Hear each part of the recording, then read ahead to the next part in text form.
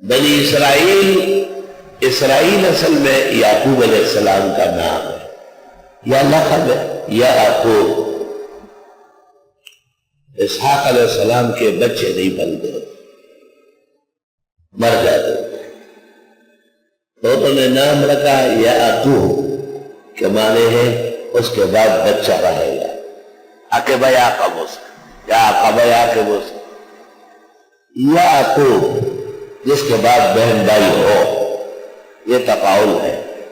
جیسے بشرا نام رکھتے ہیں تو بقدرت الہی اس کے بعد بھائی پیدا ہو جاتا ہے، لیکن قاعدہ یہ ہے کہ مرکب رکھا جائے، مفرد نہیں، کوئی لفظ اور بھی ساتھ اور بشرا بھی ہو، جیسے زاہدہ بشرا، میمونہ بشرا، کلثوم بشرا۔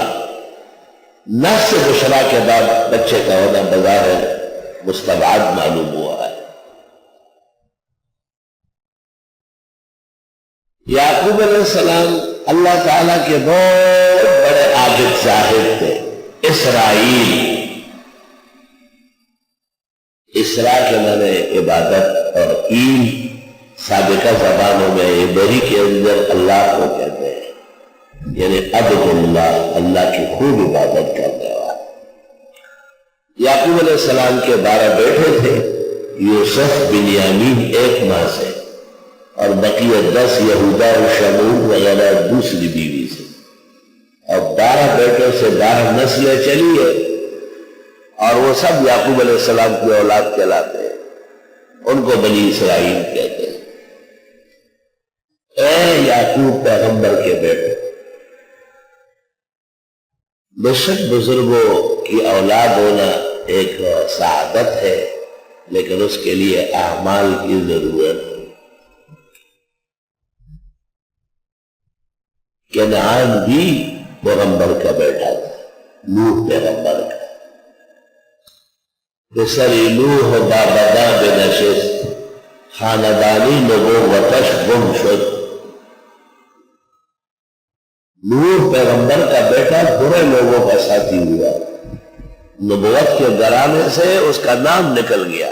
انہ لیس من اہلک انہ عمل غیر صالح۔ اے نوح پیغمبر، آپ کو اجازت نہیں ہے اس کے لیے دعا کرنے کی، یہ نااہل و نالائق۔ باپ کا علم نہ بیٹے کو اگر ازبر ہو، پھر پسر قابلی میراث سے فکر کیوں کر۔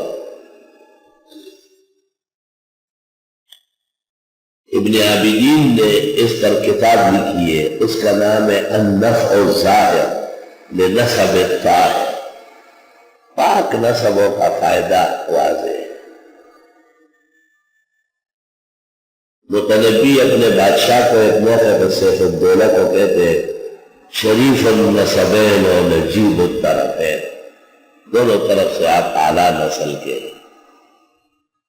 شیخ عبدالقادر کے متعلق مشہور ہے کہ یہ ابن حسنی ہے اور امن حسینی،